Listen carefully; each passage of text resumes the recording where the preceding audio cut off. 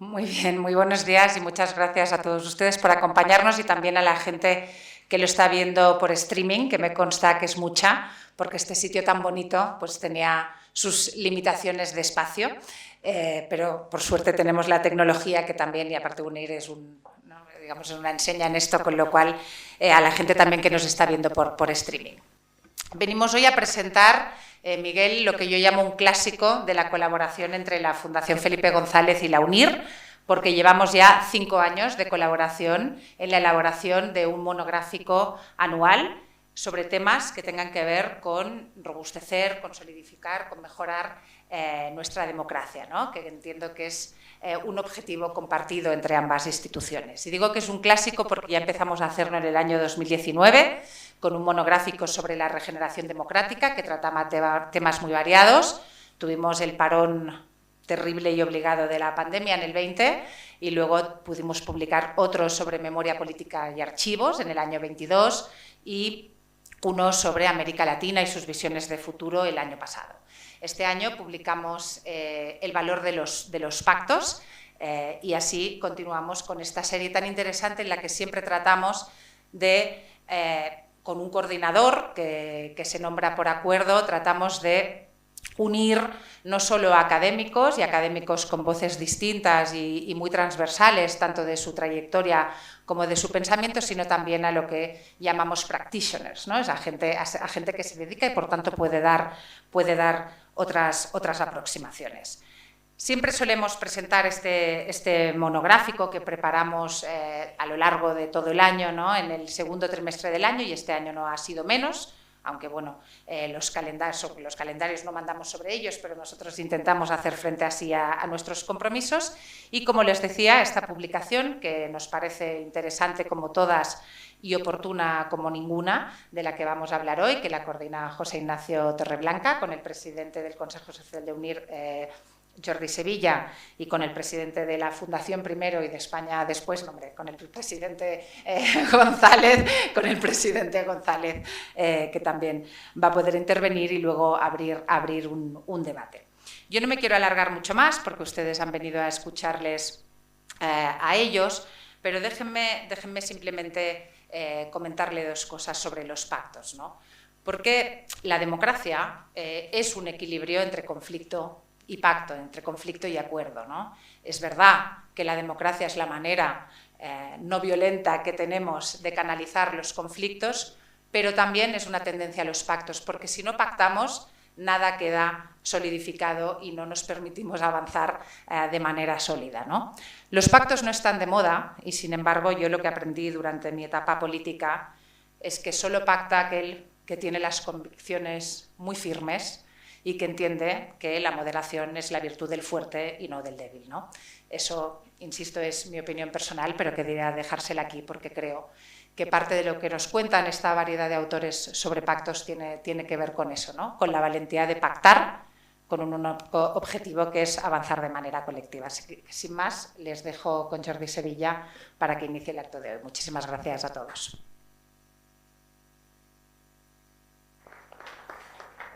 Bueno, buenos días. Muchísimas gracias. Como presidente del Consejo Social de UNIR, me alegra también el que dé frutos, y frutos muy positivos, esta colaboración con la Fundación Felipe González. Pero yo hoy no puedo negar que estoy un poco triste y hasta un poco cabreado de tener que presentar un documento, una revista, un ejemplar tan obvio, pero tan necesario como los pactos. Debería de ser innecesario hablar de eso, por obvio, por conocido, por practicado. Eso es lo que me produce la tristeza y me produce el cabreo, el que sea tan absolutamente imprescindible, urgente y necesario el hacerlo, porque, aunque comparto lo que decía Rocío, vivimos en un momento en el que pactar es de cobardes, al parecer, ¿no? Y por tanto está mal visto y además se te echa en cara permanentemente. Yo creo que tenemos una reflexión muy básica que hacer, y es qué haces con quien no es como tú, no piensa como tú, no tiene tus creencias, no tiene tu color de piel, no tiene tu idea de la sexualidad. ¿qué haces? ¿Cómo gestionas esa relación, ¿no? Puedes, si eres mayoritario, dominarlo por la fuerza, puedes expulsarlo y dejarte una colectividad exclusivamente homogénea y exclusivamente cerrada, o puedes hablar, negociar, pactar, llegar a acuerdos, gestionar la convivencia, no solo para coexistir, sino para cotrabajar y co-crear una sociedad plural y compleja y una sociedad democrática como la que tenemos. De eso estamos hablando cuando hablamos de pactos. ¿Qué haces, cómo tratas a la minoría que no es como tú? ¿Cómo respetas o no los que piensan distinto de ti? Yo creo que las sociedades tienen es una pirámide con 3 capas, ¿no? Hay una primera capa en la que está lo que nos une, porque supongo que algo nos tiene que unir. Si no, ¿qué carajo hacemos aquí? Algo nos tiene que unir. Esa fraternidad de la que hablaba la Revolución Francesa y tan mal comprendida y a veces confundida con la solidaridad, que no es lo mismo, quiénes somos los fraternos y qué nos hace fraternos. Hay una segunda capa de cosas en las que no tenemos en común, no opinamos igual, tenemos discrepancias, pero afectan a las reglas del juego de la convivencia. Y por tanto tenemos que crear un interés general y tenemos que pactar, negociar, consensuar. Esto que antiguamente se llamaban los pactos de Estado, porque se suponía que había algo llamado interés general, cosas que ahora han desaparecido del lenguaje político. Y hay una tercera capa, el pico de la pirámide, que es hoy aquello en lo que no estamos de acuerdo y aplicamos las reglas de juego de la democracia. La mayoría y el que tiene la mayoría lo aplica y el que tiene la minoría espera tener la mayoría para aplicarlo, ¿no? Yo creo que nos hemos alterado mucho en esa pirámide, incluso a veces tengo la impresión que la hemos invertido, ¿no? Porque vuelvo a mi primera pregunta, yo llevo mucho tiempo planteándonosla. En España en este momento, además de que compartimos el DNI, tenemos algo más en común.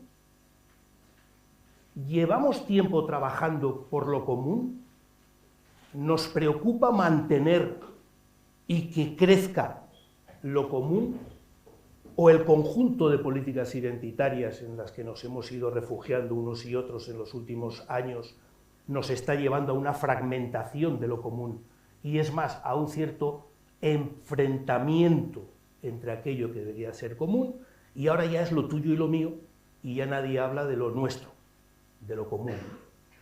Y claro, a partir de ahí, lógicamente, aquello en lo que tenemos que ponernos de acuerdo, pues no nos podemos poner de acuerdo porque, repito, pactar es de cobardes, ¿no? Yo hago una pregunta muy fácil, ¿no? Pensemos los que estamos aquí, los que nos están viendo, los 10 problemas fundamentales que tiene España. Y estoy seguro de 2 cosas.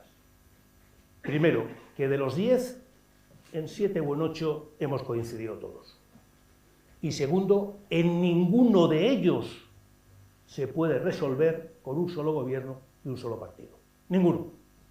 Y quizá por eso llevamos 10, 15 o 20 años bloqueados en cantidad de asuntos, incluida para mí la reforma de la Constitución, que no nos vemos capaces de hacerlo porque no somos capaces de generar ese pacto, ese consenso, ese acuerdo, que es imprescindible para modificar las cosas esenciales, que son los problemas que nos vemos los ciudadanos.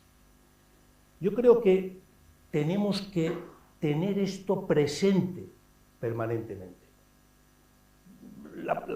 El populismo, que es una de las frases o de las expresiones que ahora está más de moda, es siempre una respuesta equivocada, pero a un problema que existe. Hay una gran decepción por parte de la gente cuando se tira en brazos del populismo. Y en este caso, yo estoy convencido que en el caso de España, esa decepción la ha provocado muchos años de no pactar, de no llegar a acuerdos, de no llegar a reformas ni a los pactos de Estado.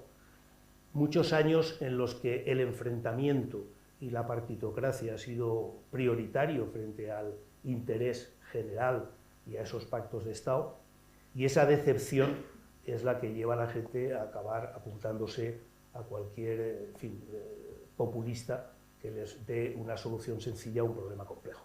Estamos, por tanto, con este documento y con este número, con este ejemplar de la revista, nueva revista, tratando uno de los temas esenciales de nuestra convivencia en democracia.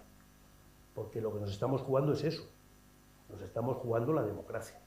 Sobre todo cuando ya hay movimientos alternativos, y no me hablo ya de Putin, que es bastante obvio, sino incluso de China, que tranquilamente dice que, bueno, que hay otros conceptos de democracia, que además son mucho más eficientes que los occidentales, y que nosotros estamos obsesionados con la libertad y con los derechos humanos, pues porque tenemos ese defecto los occidentales, pero que se puede tener otros modelos de democracia, ¿no? Y yo no sé vosotros, pero yo no quiero ser chino, no quiero que me metan en la cárcel por criticar al gobierno. Un pequeño defecto que tengo, pero quiero sentirme libre y quiero vivir en una sociedad en la que los derechos humanos sean respetados. Y esos impactos no se consiguen. Por tanto, ese es el valor y la importancia que tiene la revista que hoy presentamos y que ahora su coordinador nos va a contar un poco con más detalle de lo que yo lo he hecho. Adelante, Nacho.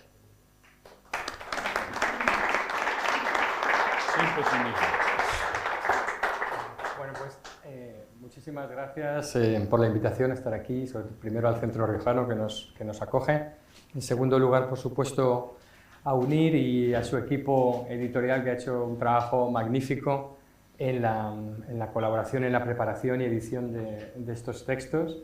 Quiero también agradecer, por supuesto, a la Fundación Felipe González el haberme invitado a coordinar este número y, por supuesto, al presidente, con quien todavía tengo la oportunidad de descodificar la realidad, que es siempre un lujo tener esa oportunidad. Bueno, los que somos los hijos de la transición, como yo, nacidos en el 68, cuando vemos de dónde venimos y vemos dónde estamos, tenemos a veces la sensación de un retroceso en vez de la de un progreso en términos de esa capacidad de acordar. El documento sonoro que hoy citaba en mi columna en El Mundo, porque me impresionó muchísimo, de la presentación que hace Manuel Fraga de Santiago Carrillo en el Club Siglo XXI en el año 77. Creo que es un documento que debería ser de escucha, no ya de lectura obligatoria en los colegios de este país, ¿no? Precisamente por esa reflexión de si estos dos señores pudieron acordar algo que no fue precisamente pequeño, y en toda esa generación, por supuesto, estáis todos ahí, ¿por qué nos cuesta tanto hacerlo y por qué hemos ido hacia atrás en esas dinámicas? Para hacerlo, pues desde el entendimiento de que solo los acuerdos son capaces, como decía Jordi, de movilizar las energías para progresar individual y colectivamente, pues montamos este número para ver qué aportaron al progreso del país determinados pactos, cuál es su estado y el diagnóstico que podemos hacer de ellos y qué aprendemos. Y para eso, pues con la ayuda también de Rocío, que ha sido impagable también aquí, hemos seleccionado 16 autores y autoras de primer nivel que pudieran hacer una mirada precisamente a todos estos pactos que nos han iluminado, que nos iluminan, pero también para mirarlos y evaluarlos, como decía, de cara al futuro. La verdad es que mi trabajo ha sido bastante fácil porque con estos 16 autores lo que se trataba era de no estropearlo y simplemente ordenarlo, el tráfico adecuadamente, y además han sido buenísimos todos en sus plazos de entrega y en sus flexibilidades y en sus entendimientos y en su ilusión por participar en el proyecto. Así que la verdad ha sido un placer coordinar este trabajo. Lo que hemos hecho ha sido dividirlo en tres partes. En la primera, en el valor de los pactos, Víctor Lapuente nos habla precisamente de esta idea de que cada vez discrepamos menos en términos prácticos porque los márgenes de las políticas están muy atados y muy anclados a los entornos internacionales, en el nuestro concretamente al europeo, y sin embargo parece que discrepamos más sobre cosas que son menores y además lo hacemos mucho más emocionalmente y con mucha más negatividad. José Juan Toaria, que está aquí también y que le pediré que intervenga también brevemente, también nos muestra esta paradoja de que a veces se dice, no, es que si pactas los ciudadanos te penalizan. No, realmente, como él señala, tenemos una ciudadanía que pide y quiere pactos, acuerdos, porque es lo que experimenta en su vida diaria, pero sin embargo no los encuentra en la esfera política. Queríamos también hablar de gobiernos de coalición y de cuáles son los incentivos, porque en España no ha sido, desde luego, una tradición. Y ahí Ignacio Urquizu también nos señala que no es tan obvio que tengas que pactar siempre y acordar con los más afines, que en determinados contextos pactar con los que son distintos puede tener determinadas ventajas, no solo en términos de política de Estado, sino incluso en términos de penalización electoral, porque está clara cuáles son las atribuciones de responsabilidades y las ideológicas. Miriam Juan Torres habla de polarización, la enfermedad de nuestro siglo probablemente en términos políticos, y de la diferencia de nuevo en que es una polarización la que sufrimos, que es mucho más en la emotividad, es una polarización mucho más afectiva que sobre la base de las políticas, ¿no? Y en esta última sección también invitamos a Soraya Sáenz de Santamaría a hablarnos precisamente de su experiencia y de qué manera precisamente esos pactos, incluso en los momentos más duros y con más tensiones, ha habido una dinámica de acuerdos en nuestro país, pese a lo que pudiera parecer cuando se reconstruye un pasado de bloques, ¿no? Queríamos también ver los pactos en los que se sustenta nuestra convivencia, y Javier Moreno, la verdad es que hace un análisis muy interesante del turnismo, ¿no? Con todos sus defectos, pero también como precursor de un impulso de modernización del país comparado con el entorno de donde venía. Juan Moscoso, que también está aquí, ve también con mucho detalle la dinámica de pactos que se abrió desde los pactos de la Moncloa y cómo eso se ha ido encajando y encauzando a una dinámica constante. José Enrique Serrano sobre el pacto constitucional, Ramón Jáuregui también sobre el pacto territorial y de qué manera, bueno, como sabemos es uno de los pactos que ha sufrido más en los últimos años y que adolece de mayores fragilidades. Él desgrana ahí también algunas de las ideas que él piensa que podría ayudarnos a reencalzar ese pacto que ha estado tan entredicho en los últimos años. Fátima Báñez, desde luego, con el diálogo social y cuánto diálogo, cuánto acuerdo en temas sociales, ¿no? Cuando se habla que parece que elegimos en elecciones entre modelos diferentes de sociedad. ¿Realmente elegimos entre modelos de sociedad en una elección o elegimos ajustes en determinadas políticas, en determinadas estructuras? Pero realmente es que la obligación de pactar, como señala, y de acordar los temas sociales está impuesta por nuestro propio marco europeo e internacional, es decir, que no es algo que se pueda soslayar o que alguien se pueda permitir soslayar si quiere precisamente progresar en ese ámbito. José Antonio Zarzalejos también nos señala el valor de lo que ha sido el pacto antiterrorista y cómo se construyó, por supuesto, en unas circunstancias dificilísimas, ¿no? Y en la última parte hemos querido mirar al pacto europeo, que es un pacto matriz en nuestra sociedad. Es un pacto que encaja y que ancla nuestra democracia. La democracia y la integración en Europa son caras de la misma moneda. Yo llegué a Dinamarca en el año 86, con 18 años, como ciudadano europeo, y alguien me dijo que en Europa había un déficit democrático, ¿no? Y yo le dije, pero ¿cómo va a ser tu país menos democrático por ser miembro de la Unión Europea, ¿no? Pero nuestra experiencia es la de un superávit democrático y la de un refuerzo de nuestras instituciones y nuestra democracia. El pacto medioambiental también, pese a todos sus cuestionamientos en los extremos, o en un extremo para ser justo, también se ha convertido en un gran factor de consenso internacional en nuestro entorno europeo y que no va a estar en cuestión y que difícilmente se va a poder poner en cuestión. Hay un pacto que es el que trata Ángeles Álvarez, que está también aquí, en el que ha habido retrocesos en los últimos años porque se ha estrechado el túnel de una política que costó mucho ensanchar y parece que hay enemigos de ese acuerdo y de ese gran pacto social que reconoce algo obvio y sin embargo parece que está amenazado. Y queríamos también que Ángeles pudieras contarnos un poco sobre él. Queríamos mirar fuera, porque por el pacto colombiano tenemos a Natalia Roa con un artículo magnífico también sobre las dificultades de poner fin a la guerra civil más larga y más cruenta del continente latinoamericano, con una dinámica que exigió pactar, seguir negociando aunque hubiera violencia, precisamente para no poner en manos de los violentos la posibilidad de sabotear las negociaciones, algo muy duro y muy costoso y muy difícil de explicar, que todas las personas que han llevado a cabo negociaciones de paz saben los difíciles que han sido. Y por último, María González Romero cierra con un broche estupendo recordándonos y poniéndonos ante el espejo cómo a veces no solo no educamos en la convivencia y en los acuerdos, sino cómo deseducamos a nuestros hijos y en nuestros entornos sobre estas cuestiones, ¿no?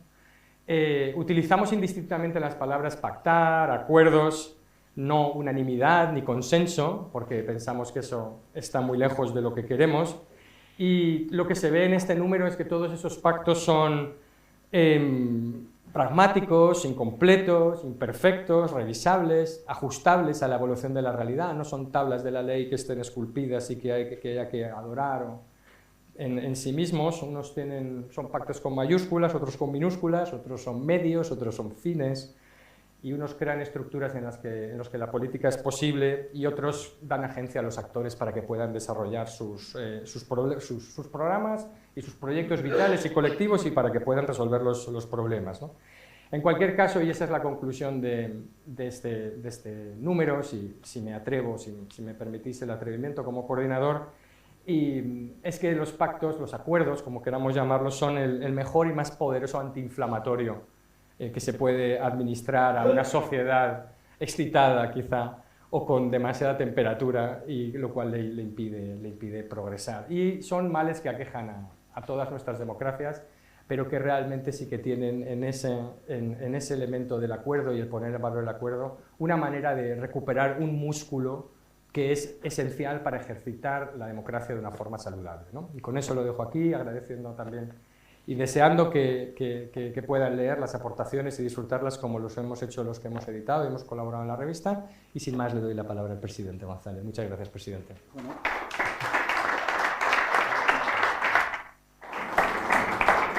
No sé si sumarme a tu pesimismo, que no estoy dispuesto, ni siquiera a tu afirmación de cómo se tensa la sociedad.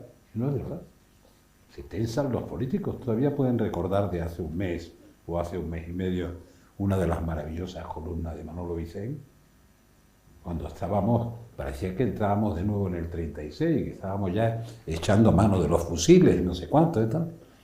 Y estaba asustado de ese ruido, y dice, pero claro, he salido y he visto que la gente está tomándose una caña de cerveza y que la máxima tensión es que llaman al camarero y le dicen, necesito 2 más de calamares. Y claro, mientras que los demás están ardiendo Troya, ¿no? Y Troya no está ardiendo. Yo por la calle, bueno, aparte que lo que tenía que decir lo he dicho ahí, y sé que lo que diga aquí lo van a interpretar, diga lo que diga. No por lo que yo diga, sí, eso es, no por lo que yo diga, sino por lo que creen que debería decir o no decir. Pero en todo caso, veamos. Si me encuentro por la calle a alguien, eso está reflejado en algunas cosas que le decía, en los momentos de máxima tensión política, la gente me dice, con respeto, con un cierto cariño, que se pongan de acuerdo. Claro, y enseguida hay un impertinente que dice, ¿en qué hay que ponerse de acuerdo? Y ese es su problema, si yo le pago para eso. Va a decir además cuál tiene que ser el contenido del acuerdo. Porque la gente está por acordar cosas, ¿no? En términos generales, da igual, has hecho una excursión con el populismo. ¿Qué es el populismo? De cualquier signo. Es este tipo de gente, acabo de encontrar el hueco, que da una respuesta simple a un problema complejo. Como el problema no deja de ser complejo y la respuesta simple suele conducir a un callejón sin salida, el buen populista, además de preparar la respuesta simple, siempre señala a un culpable de que no funcione la simpleza que está proponiendo. Ese es el populista. Puede ser de izquierda, de derecha, medio pensionista, lo que sea. Bueno, por tanto, vamos a ver, no hablemos, que era lo que decías, no hablemos que la sociedad está crispada. No sé cuántos millones de desplazamientos hay en carretera en estos días calurosos, no sé cuántos, muchos millones. No, lo estamos pasando bien, vamos bien macroeconómicamente, pero no tan bien microeconómicamente. Todo eso es verdad, tú puedes tener una explicación. Bueno, si fuéramos mexicanos diríamos, despectivamente, este es un tranza. Un tranza es uno que se pone de acuerdo. Y yo en México no conozco a nadie que no trance. A lo mejor no existe, alguien que no tranza. Pero yo conozco a los mexicanos por su carácter de transar denunciando a los que transan, pero siempre transando, siempre llegando a algún tipo de acuerdo. Entonces, lo que os oigo decir, ni siquiera lo que tenía ganas de decir, me lleva a algunas reflexiones complementarias. Por ejemplo, yo creo que cuando se habla de instituciones que son sistémicas en las grandes crisis económicas o financieras, yo creo que el Partido Socialista tiene un papel sistémico en esta sociedad. No solo porque tenga ciento y no sé cuántos años de existencia y lleve siendo insultado por lo menos desde el 23 del siglo pasado, descalificando como social traidores, con los que dice que son nuestros amigos, nuestros socios. No solo por eso, sino porque, si lo piensan un segundo, es la única sigla que permanece como tal desde el Pacto Constitucional. ¿Por qué los demás no son lo que eran o no estaban o estaban de otra manera y desaparecieron? Eso le da una cierta dimensión sistémica, merece la pena cuidarlo. ¿Es verdad que todo ha cambiado y que las cosas hay que hacerlas distintas? Sin duda alguna. Hay momentos de enorme dificultad. Ahora, la condición humana ha cambiado mucho menos de lo que pretenden. O sea, todavía encontramos más verdad en Aristóteles que en algunas de las chorradas que oímos cada día. Por tanto, la condición humana no cambia tanto. Hay una permanencia en la condición. Algunos de los problemas que estamos discutiendo hoy parece que son propios de esta sociedad disparatada. No es cierto. Ya estaban en la sociedad griega, ya está. Por tanto, quería recordar, el Partido Socialista es un partido sistémico. Yo, si tuviera que celebrar, Dios no lo quiera, otro triunfo electoral como el del 82, les aseguro que diría las mismas palabras que dije esa noche, 28 de octubre, con 202 diputados y no sé cuántas cosas más. Porque lo que hice fue pedir ayuda a todos los españoles. Decirles que quiero gobernar para todos y con todos.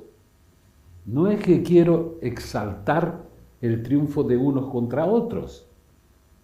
Le juego una mala pasada a mi amigo Miguel Roca, porque también esa misma noche reconocí que yo era consciente de que una buena parte de los votos que había recibido eran votos prestados. Lo cual, con la inteligencia fina de Miguel Roca, aprovechó inmediatamente. Él no estaba en la mejor aventura política en aquel año, como saben. Aprovechó para decir, hasta él mismo reconoce que son votos prestados. Y le contesté, Miguel, pero me los han prestado a mí, ¿eres consciente? Podían haberlo hecho contigo, pero no parece que hayan decidido eso. Por tanto, somos administradores de depósitos de confianza que tenemos que cuidar. Y les aseguro que la convivencia se construye sobre el pacto, en democracia. Maduro no necesita pactar. Ortega no necesita pactar. Ortega acaba de quitarle lo único que le quedaba a Sergio, que es su casa. Le quita la nacionalidad. Bueno, es una cosa... Bueno, saben que le quitó el título de abogado. Nunca ejerció, tampoco lo molestó mucho. Pero, ¿cómo se puede llegar a esto? Porque tú has citado a China, a Rusia y tal. Hombre, Putin no es un ejemplo de eficacia, claro, de eficiencia o tal. Los otros veremos, hay que dejar que pasar el tiempo. Pero en todo caso, dice, ¿libertad para qué? Pues para ser libres, ¿no? Esa tautología del viaje a la Rusia sovietista tan magníficamente relatada, sigue siendo verdad. Dice, solo para ser libre. Pero ¿cómo se construye la convivencia? Que es así, es mi mayor preocupación desde que hago política. Se construye sobre el pacto. Pactas con el que piensa como tú, es ridículo. Pactas con el que piensa diferente. Hay límites sobre los que no puedes pactar. Límites, pero no porque no quieras pactar. Porque si la naturaleza está enseñando que los 8 millones de hectáreas que están ardiendo en Canadá ya han llegado a la provincia de Cádiz, es como, ¿cómo me voy a poner de acuerdo con alguien que niegue esa evidencia? No es que no tenga voluntad de ponerme de acuerdo, no, es que hay un cabrito allí que está soplando en el Atlántico para que lleguen aquí las partículas de contaminación del aire. Pues no, mire, hay un fenómeno extraordinariamente importante que lleva años produciéndose, la naturaleza es más fuerte que nosotros y además tiene más memoria que nosotros se nos olvidan las cosas, la naturaleza no se lo olvida, y hay un proceso de cambio climático. Si niega eso, pues probablemente no me puedo poner de acuerdo.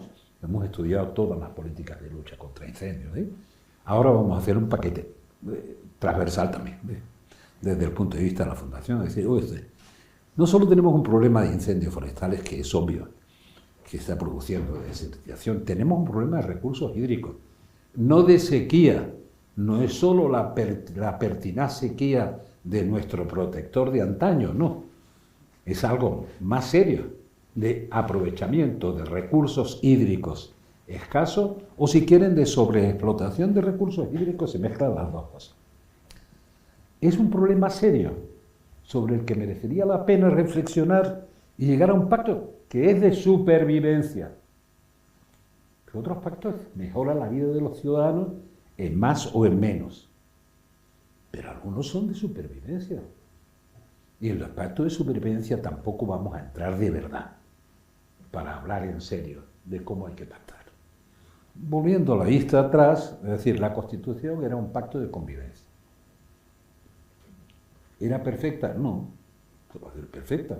Si hubiera sido perfecta, sería la Constitución de Maduro. O sea, no es perfecta, como es natural. Es adecuadamente imperfecta. Y además hay derecho, incluso obligación de cambiarla. Pero hay que hacerlo desde el respeto a la norma. ¿Cómo se está violentando el ordenamiento jurídico saltándose la norma? A mí me preocupa, porque debería formar parte de ese pacto de convivencia en libertad o en democracia. No porque te gusten las normas, si las normas pueden no gustarte, sino que las tienes que respetar también para cambiarlas. Y ese no es un pacto de cesión, para entenderlo, es un pacto sustancial e instrumental para poder seguir conviviendo en paz y en libertad. Por tanto, déjenme que reivindique, que es la única vez que lo voy a hacer, la importancia del Partido Socialista y de su historia en la construcción de esta etapa de la historia de España. La importancia sistémica y, por tanto, la esperanza de que de esa historia seamos capaces de derivar un futuro promisorio.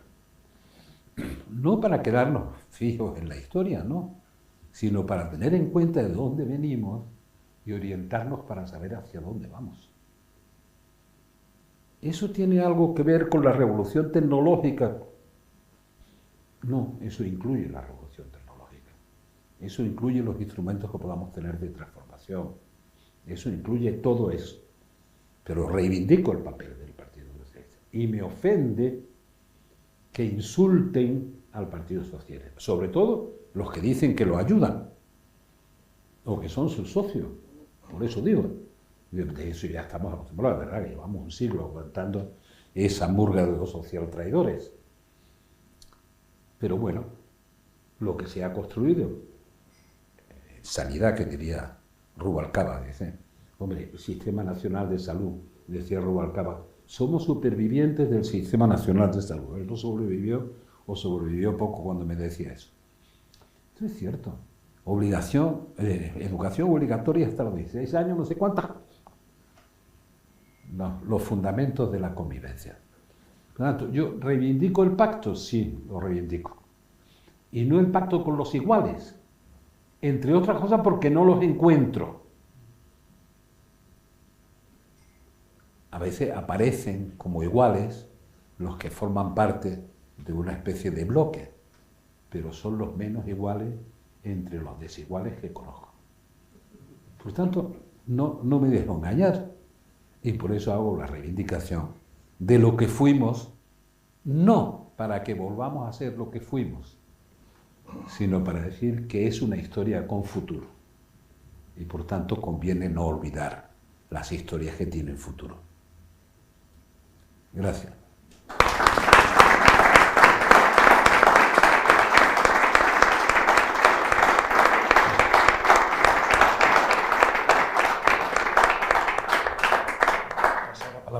Sí, vamos a... ¿Quieres ayudarme a moderarlo tú desde ahí o lo hago yo desde aquí? ¿Sí? Vale. Ya sabía, por eso me pasa por preguntar, en vez de decir, Rocío, sí voy a moderar, ¿verdad? Es que todavía me faltan algunos aprendizajes básicos.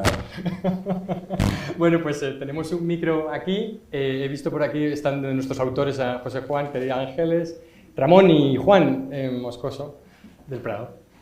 José Juan, primero, y luego abrimos, y luego si queréis continuamos con el resto de intervenciones. Gracias. ¿Se me oye bien? Sí. Como tengo que ser muy breve, empezaré por decirte, presidente González, Felipe, que eres causa de que yo pueda presumir con mis nietos. Es una pequeña nota personal que tiene su explicación dentro de unos segundos, por dos razones. Primera, me han oído siempre decir que nacimos el mismo año.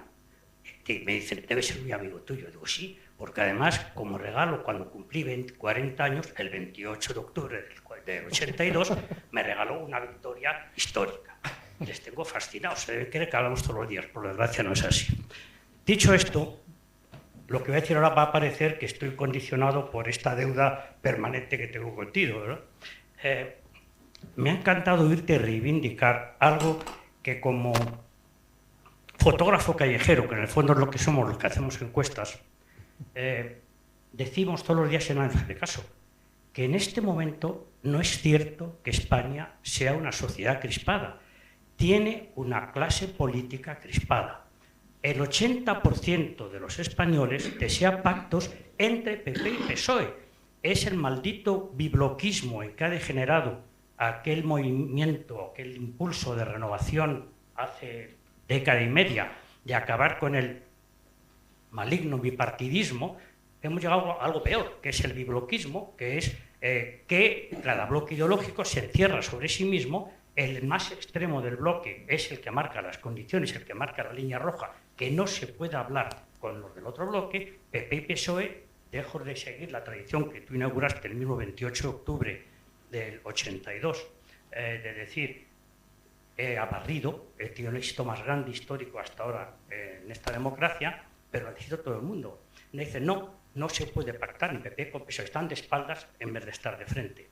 Entonces, creo que, como tú has dicho, y a partir de ahora te mencionaré como argumento de autoridad, porque los datos parece que no convencen a nadie, el problema en democracia es cuando es una sociedad fragmentada que está al borde del caos interno. Y eso está muy estudiado por los politólogos, hay varios textos clásicos, etc. El problema en España es al revés. La gente pide, por favor, lo que te dijeron a ti por la calle, pero es que lo dicen los sondeos recurrentemente desde hace 15 años. El 80% te dice que los políticos, la clase política, la nacional más que la local o la autonómica, es más el problema que parte de la solución de lo que ocurre en España. Es gravísimo. Es decir, los que están llamados a pilotarnos, los que llevan el automóvil, son el problema, el automóvil no, y los pasajeros tampoco. Entonces, me ha alegrado mucho que siempre pensé que además de ser el maravilloso presidente de gobierno que cambió este país, lo diga quien lo diga, y un conocido tuyo, muy conocido, lo dijo una frase muy expresiva que no voy a repetir, no se la reconoce la España que tenía cuando teníamos tú y yo 40 años con la que hay ahora. Pero sí habéis conseguido, y la primera semilla la puso sin duda tu largo y feliz gobierno, que aquello que esa persona que tú has citado sin nombrarla, que es Fernando de los Ríos, cuando tomando posesión del Ministerio de Justicia, creo, en el Gobierno Provisional de la República, dijo que en España lo revolucionario era el respeto. Bueno, esa revolución, contigo y con lo que te has subido después, se ha conseguido en la sociedad. La sociedad es enormemente respetuosa. La anécdota que tú has contado cuando ves a la gente en la calle hoy en día es así. Tú vas a la calle y no hay tensión. Cuando preguntamos, con eso terminan los españoles, cuál es su estado de ánimo actual, la mayoría, en este momento, anteayer, te dice que tranquilidad. La segunda es cansancio. Están hartos de una clase política vociferante que se cree siempre en posesión de la verdad unos y del mal total los demás, y la revolución del respeto donde falta es donde ya lo hubo en la transición. Eso que tú has mencionado del discurso de Fraga. El hecho que se nos olvida que las primeras Cortes, en el 77, fueron presididas durante unos minutos, pero por Dolores Ibarruri, y no pasó nada. también estaba en la mesa Rafael Alberti. No solo pasó nada, que los debates constitucionales, quien los relee ahora, se queda sorprendido por los modales y por el tono. Por eso me encanta que la contribución que Nacho me pidió me encuentre con este refrán tuyo para tirar y decir lo que digo yo, además, es lo que piensa Felipe González. Gracias, presidente.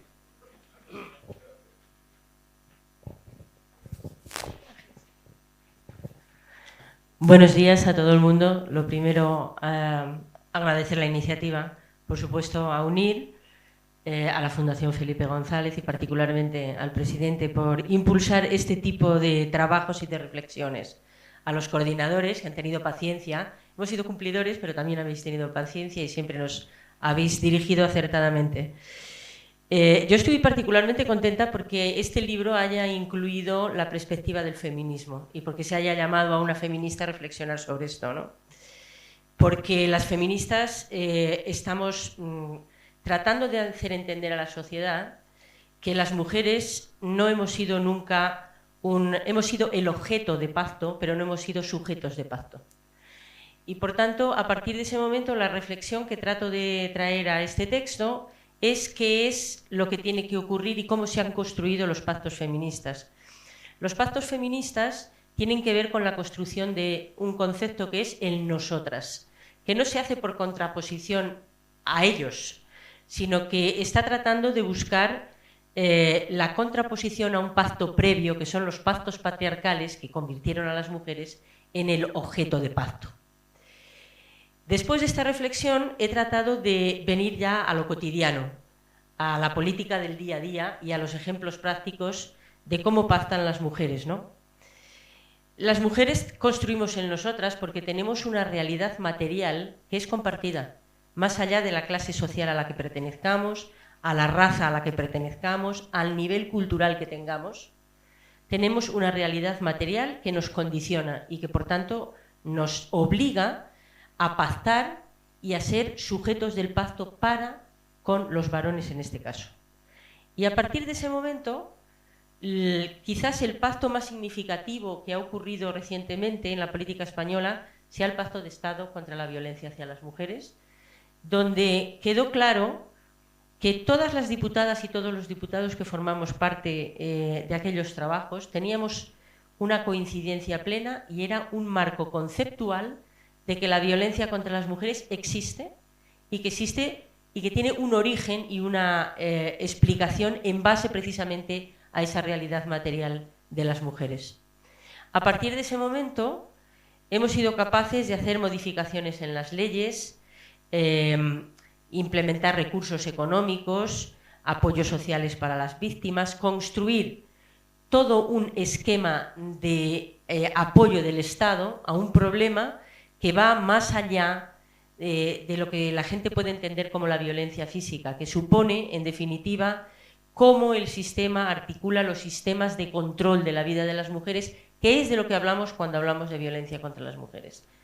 Y el principal factor positivo de ese pacto no tenía que ver con el hecho de si llegamos a acuerdos sobre cómo intervenimos paliativamente el problema, sino que ha habido un compromiso de todos los grupos parlamentarios en su momento y creo que de la sociedad española en su conjunto por poner encima de la mesa una idea clara, que es que hay que prevenir eso desde el origen y por tanto hay que prevenir el sexismo y por tanto hay que prevenir la desigualdad histórica entre hombres y mujeres. A partir de ese momento, la realidad en la que nos encontramos hoy son extremos, dos extremos que ponen en cuestión esta verdad y este hecho. Uno, porque lo niega, y otro porque llega a negar la existencia misma de las mujeres, la materialidad sobre el que se construye en nosotras. Yo espero que este trabajo, que verdaderamente creo que es uno de los libros más interesantes que va a circular por lo menos este verano. Habrá que llevárselo a la playa y habrá que reflexionar mucho porque cuando volvamos de la playa tenemos muchísima tarea por delante. Reitero los agradecimientos. Y luego Roma. Sí, Cristina ha venido también, con lo cual... Bueno, muchas gracias también a...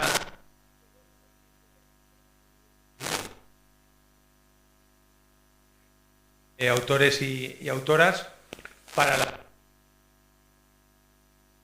Solicitó Nacho, ¿no? Que era que hiciera una lectura del pacto a partir de los pactos de la Moncloa. Y lo que...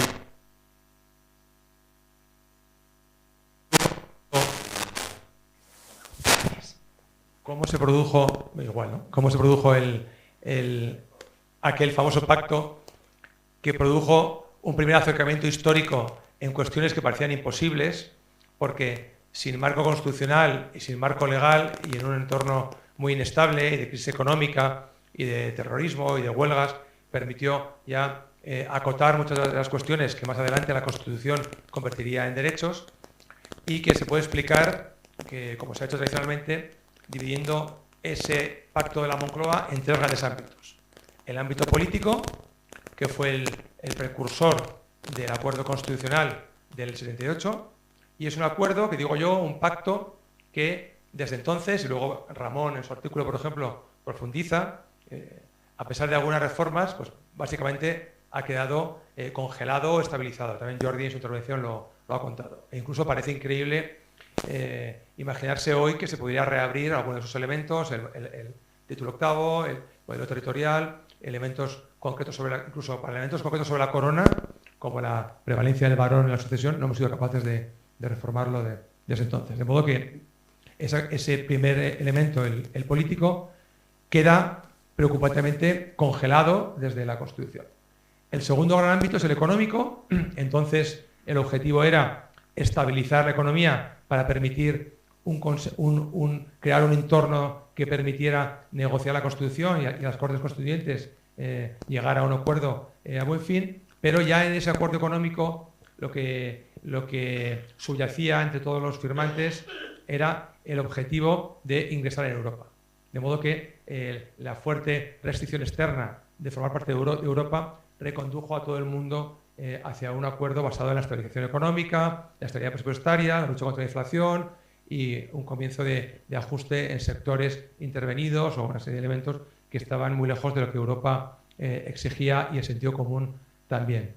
Ese segundo acuerdo, aunque no ha quedado tan congelado como el político desde entonces, sí que es verdad que los dos grandes partidos han abusado del marco europeo para no firmar acuerdos o pacto o no renovar el pacto cuando fuera necesario. Tenemos muchos ejemplos. Ha sido la política económica un arma arrojadiza constante en estos años de democracia, a pesar del gigantesco consenso de fondo que existe. Incluso lo vemos eso hoy en día con las políticas impulsadas desde Europa por la Comisión Europea, con una presidenta del Partido Popular Europeo, como es Ursula von der Leyen, y un gobierno español de coalición, digamos, de izquierdas. Y el tercer ámbito fue el acuerdo social, el pacto social, en el que intervinieron sindicatos y empresarios, y mi artículo coincide con la tesis de Fátima Báñez, que lo analiza con más profundidad, diciendo que, en contra de lo que mucha gente cree, es precisamente el acuerdo social, el pacto social entre agentes sociales, el que mejor salud disfruta hoy en día, porque es el pacto que se ha ido renovando de manera constante. Y si repasamos la lista de acuerdos que desde entonces se han firmado en materia salarial, en materia de negociación colectiva, en materia de condiciones de trabajo, por ejemplo, de regularización de inmigrantes, etcétera, etcétera, han sido muy esperanzadores. Hasta el punto, yo también argumento que, de hecho, es este tercer elemento social y el pacto entre empresarios y sindicatos, que también está en el objeto de mira de algunos de los populismos ahora, como decían el presidente González y Jordi. Cada parte de la ecuación tiene sus propios enemigos. Es precisamente ese pacto el que nos diferencia como europeos y es la base esencial de nuestro modelo económico y de bienestar. Ese acuerdo permanente en el que empresarios y sindicatos tienen un consenso sobre las normas políticas y democráticas, por supuesto, el marco económico y los acuerdos sociales. Y la redistribución, los salarios y las condiciones dignas de trabajo tienen mucho que ver con ese pacto, que es ahora objeto de ataques y que yo creo que merece mucho la pena defender, al tiempo que también intentamos que las otras dos patas recuperen cierta salud de antaño. Y nada más, muchas gracias.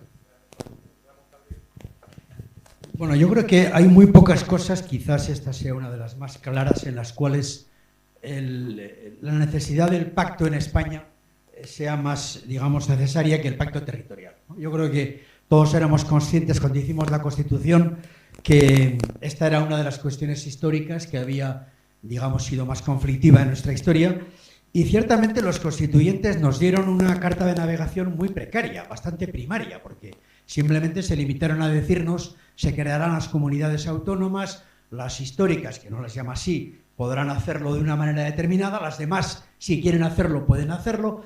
Lo cierto es que ya el primer gran pacto fue, en esta materia, y yo diría fundamental, fue justamente el pacto territorial. Ya lo hicimos en la Constitución, lo hicimos en la puesta en marcha de los 3 estatutos de las 3 comunidades mal llamadas históricas, y lo hicimos después ya en el periodo del primer gobierno de Felipe con la puesta en marcha de las autonomías en el resto de España. Yo creo que esto ya indica que solo podíamos construir España en la perspectiva de su vertebración identitaria bajo la égida del pacto PP-PSOE. Esto fue muy evidente ya en la Constitución, repito, pero también en los primeros años de la puesta en marcha del proceso. Y así fue. De hecho, esta cultura del pacto entre los 2 grandes partidos, extendida a los partidos locales o nacionalistas en su caso, en cada una de las comunidades autónomas, vertebró la España autonómica que conocemos hoy. Inclusive en el periodo, ya hablo de este siglo, en los años 2004 a 2009, 2010, cuando se revisan algunos estatutos y se hace una, digamos, profundización autonómica para 7 comunidades autónomas, empezando por Cataluña, que fue la que origina el primer gran desencuentro entre PP y PSOE y el resto. Pero ese desencuentro se produjo solo en el caso de Cataluña, curiosamente, donde bien sabemos el trámite originariamente pactado a raíz de un gobierno de PSC con Esquerra, avalado en cierto modo en su proyecto constructivo por el gobierno de Zapatero, nos produce una tensión con el PP que no hemos conseguido superar. Curiosamente, el mismo pacto de revisión autonómica lo hacemos para Aragón, Baleares, Comunidad Valenciana, no me acuerdo cuáles son, me parece que son 6 más. Yo fui ponente constitucional en el Congreso de los Diputados y puedo decir que, desgraciadamente, no sé hasta qué punto somos culpables quienes permitimos hacer el Estatuto de Cataluña sin el PP o quienes no quisieron hacerlo. Porque también hay que decirlo, yo lo he comentado mucho con mis compañeros de entonces, el gobierno de Zapatero insiste en que quito PP para esa reforma, el PP no quiso. Eso es un poco la versión de esa parte. La otra parte nos dice, realmente venía ya desde el Parlamento de Cataluña con unas pretensiones que había que limitar, pero ciertamente eso lo hicimos en la propia ponencia constitucional, porque de hecho al final pactamos un estatuto que creíamos constitucional y que dio lugar luego al llamado procés a través de la manipulación que en Cataluña se ha hecho desde el nacionalismo de la sentencia del Tribunal Constitucional contra ese estatuto que, por cierto, fue recurrido por el PP solamente. De manera que ahí tenemos el primer punto de conflicto, ¿no? Pero ya para terminar, si analizamos lo que tenemos ahora delante, todos somos conscientes de que el tema territorial sigue ahí latente, ahí pendiente, porque hemos tenido unos años verdaderamente terribles en los que probablemente España ha sufrido y sigue sufriendo uno de los problemas más graves desde su vertebración política. Y esto está por resolver. Y yo concluyo, no voy a extenderme, obviamente propongo en el artículo una determinada vía. Para mí la vía es el documento de Granada que elaboramos Alfredo y yo y que pactamos en su momento con todos los varones del PSOE, cosa que no fue fácil, y que implica una determinada propuesta reformista de nuestro marco constitucional para dar cabida a un estatuto pactado con los catalanes. No hay otra vía, en mi opinión, ¿no? Pero eso requeriría el pacto con el PP. Y ahí acabo. Es decir, seguiremos siendo, necesitando de manera absolutamente esencial un pacto entre ambos partidos. Si no, no habrá solución. Y muy probablemente depende de lo que ocurra, pues el tensionamiento del llamado procés puede volverse a reproducir. Tenemos que contemplarlo en nuestro horizonte como una posibilidad muy previsible, ¿no? Por eso creo que, y con esto termino, creo que la apelación al consenso en materia de política territorial entre ambos partidos, aunque estemos muy distantes todavía, es imprescindible y España lo va a necesitar. Cristina Monge, por allí, y tenemos a nuestra última autora.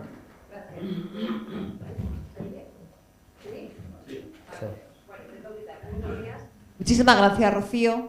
Gracias, Nacho, por invitarme a participar en este proyecto, pero sobre todo gracias por traer a una revista como esta, en la que se pone en valor lo que es el acuerdo, un tema que a los ojos de muchos es ya el principal desafío que tenemos como humanidad, que no es otro que la crisis climática. Una crisis climática que efectivamente necesita de múltiples acuerdos, no solamente en el ámbito político. Decía ahora Ramón, la cuestión territorial en España necesita un acuerdo PP-PSOE. Ojalá esto se solucionara solamente con un acuerdo entre partidos, Ramón, como tú bien sabes. Porque efectivamente la necesidad del acuerdo en materia climática va muchísimo más allá. Es imprescindible en el ámbito político, es fundamental, sin eso no hacemos absolutamente nada, pero necesitamos acuerdos en el ámbito económico, en el ámbito financiero, en el ámbito tecnológico y como estamos viendo ahora, cuando empezamos a ver ya las consecuencias de estar empezando a caminar esa transición ecológica, también en la esfera social, porque sin acuerdo social será muy difícil que esto pueda ser así. Si os fijáis, y se fijan ustedes, los grandes documentos que aluden al cambio climático y a la transición ecológica suelen llevar siempre el nombre de pacto, Pacto Verde Europeo, el Green New Deal. La palabra de pacto y la palabra de acuerdo es algo que está ya de forma absolutamente clara en todos los ámbitos, incluso en el ámbito del conocimiento científico. El IPCC, el panel de expertos que asesora a Naciones Unidas en cambio climático, es un auténtico ejercicio de innovación social y política en la generación de acuerdos en cuanto a la generación del conocimiento científico. ¿Qué conocimiento científico tenemos sobre la crisis climática? ¿Qué conocimientos, perdón, en plural, qué conocimientos tenemos y cómo los aplicamos? Pero cuando Larry Fink, el CEO del principal fondo de fondos de inversión del mundo, mandó una carta a todos sus fondos de inversión diciendo hagan ustedes el favor de sacar su dinero de los combustibles fósiles e invertir en la economía verde por una cuestión de riesgo financiero, él también apelaba a un acuerdo del sector financiero para empezar a invertir y para apoyar y apostar sobre lo que esto suponía. Un acuerdo que además tenía que posibilitar también el acuerdo de la industria tecnológica, etcétera, etcétera, etcétera. Por lo tanto, si en algún sitio estamos viendo de forma clara que hacen falta esos acuerdos, efectivamente es a lo que refiere a la crisis climática. Se diferencia de otros acuerdos por lo menos en 4 cosas. Lo primero lo comentábamos hasta ahora, no solamente puede ser un acuerdo político, tiene que ser social, económico, etcétera. Segundo, no vale con un acuerdo en el ámbito de un Estado. Ya lo siento, porque sería mucho más sencillo. Pero la crisis climática es un desafío global y la gobernanza de hoy todavía es una gobernanza dentro de los Estados. Por mucho que cuestiones como las COP sigan siendo un elemento interesantísimo de generación de acuerdos y de avance, pero la gobernanza sigue siendo fundamentalmente estatal. Por lo tanto, tenemos un problema de espacio. Tenemos otro problema de tiempo. Esto no es un acuerdo intervivos. Esto es un acuerdo entre los que estamos y los que vendrán, las que llegarán y las que estamos aquí.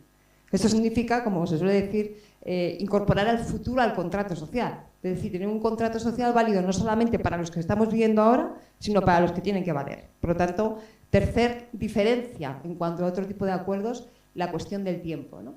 Y cuarta y fundamental, la complejidad. La crisis climática es cualquier cosa menos intuitiva.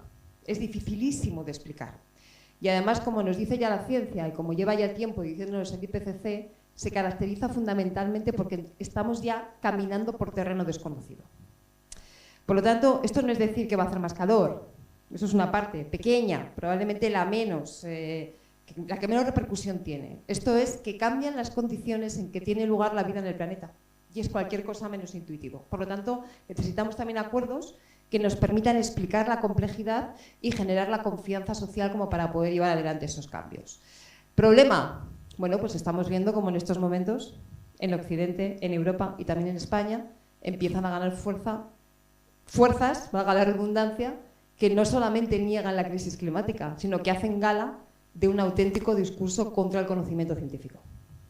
Por lo tanto, cuando más falta hace llegar a acuerdos para avanzar, resulta que estamos viendo que probablemente se cuestiona no solamente el acuerdo y el avance, sino la propia esencia del conocimiento científico. Así que bueno, espero que esta revista ayude a avanzar en esa dirección. Gracias. Miguel Ángel Aguilar por aquí y luego al fondo abierto de local. Y ya terminamos. Muchas gracias. Quiero tranquilizar a Cristina. No, porque te he visto muy preocupada. Quiero tranquilizarte. Casi todas las cosas reales son contraintuitivas. Por ejemplo, la esfericidad de la Tierra es contraintuitiva. Nadie que camina piensa que la Tierra es esférica. O sea que estate tranquila, que la ciencia impondrá sus leyes. No, hazles caso, pero moderadamente. Por eso hubiera sido maravilloso, querida amiga y directora de la Fundación, que hubieran estado sentados ahí en primera fila representantes de todos los partidos que concurren a las elecciones, y que hubieran escuchado esto de los pactos, y que hubieran podido... ¿Perdón? Ya. Sí. Era la sopa de letras. Me acuerdo perfectamente cómo la llamaba Luis Carander. Bueno, pero me parece muy bien que se haga un número como este, el valor de los pactos.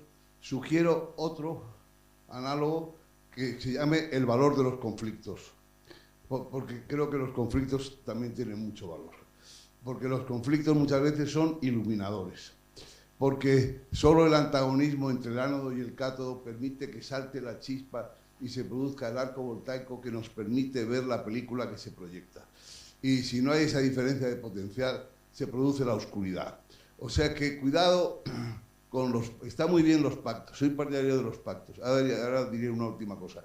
Pero cuidado, no vaya a ser que el pacto derive en la oscuridad, en un juego de tinieblas. Tápame tú, ahora que yo te tapo después.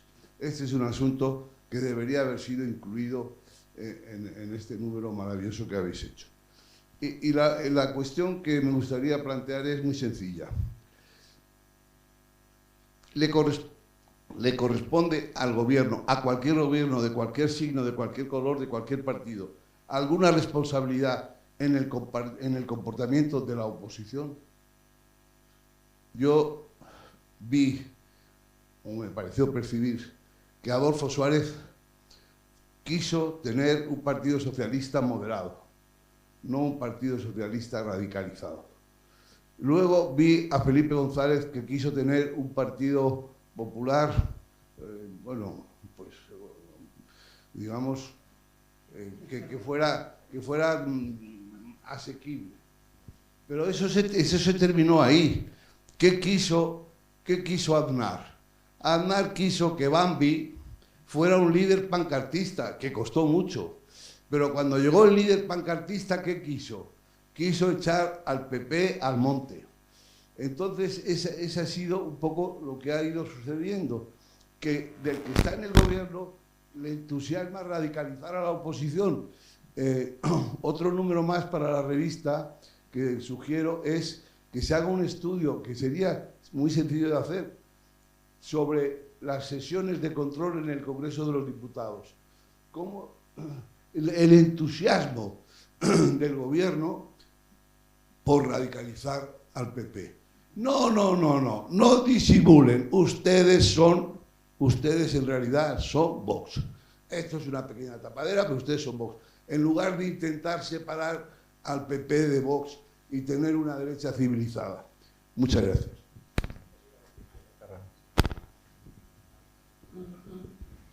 Muchas gracias. No se preocupen, yo no soy autor y tampoco soy químico como Miguel Ángel. Soy oyente y aprendiz. Y una pregunta. El presidente ha hablado de pactos de supervivencia. Lo hemos escuchado en otras intervenciones. Ramón Jáuregui, pacto territorial, y luego Cristina ha profundizado en el climático al que se refería el presidente. Yo pregunto a la mesa, ¿se necesitan pactos de supervivencia y cuáles para la permanencia de los españoles y de España, tal como la configura la Constitución? Muchas gracias.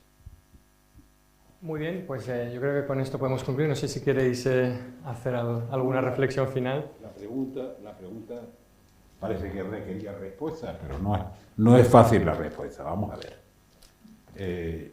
El gran pacto de supervivencia al que podríamos llegar ahora, que cubre todo lo demás, es el de respetar la Constitución incluso para cambiarla. Entonces, la falta de respeto a la Constitución se nota poco, pero erosiona mucho. Y les ruego que lo piensen, pero que lo piensen sin sectarismo. Sin sectarismo. Que eso tiene cierta dimensión para ver si mantenemos la convivencia.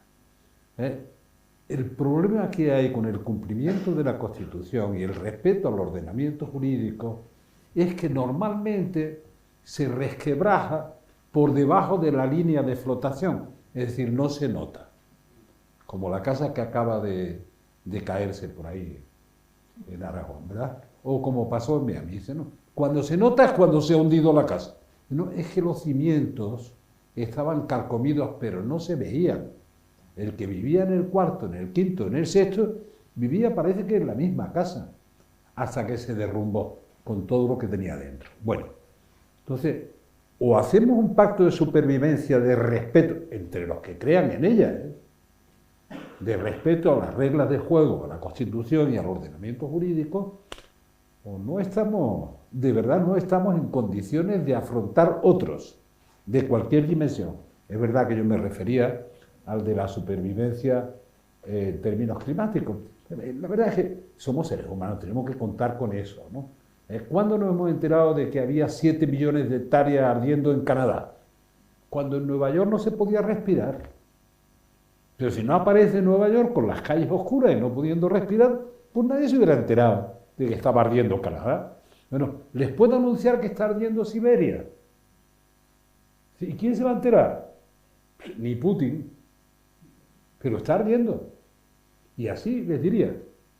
Esta parte también tiene una dimensión de supervivencia que se escapa de nuestras manos, no solo territorialmente, o sea, en los ámbitos territoriales de decisión, sino generacionalmente. Hay que ir con una mirada mucho más larga. Pero bueno, al que me refería sobre todo en la convivencia, es que no estamos respetando la Constitución.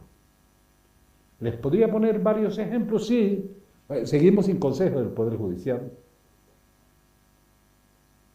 ¿Cuánto tiempo vamos a tener uno provisorio? Pues para el resto de la vida. ¿Ya quién va a lograr tener un acuerdo con la mayoría exigible y deseable?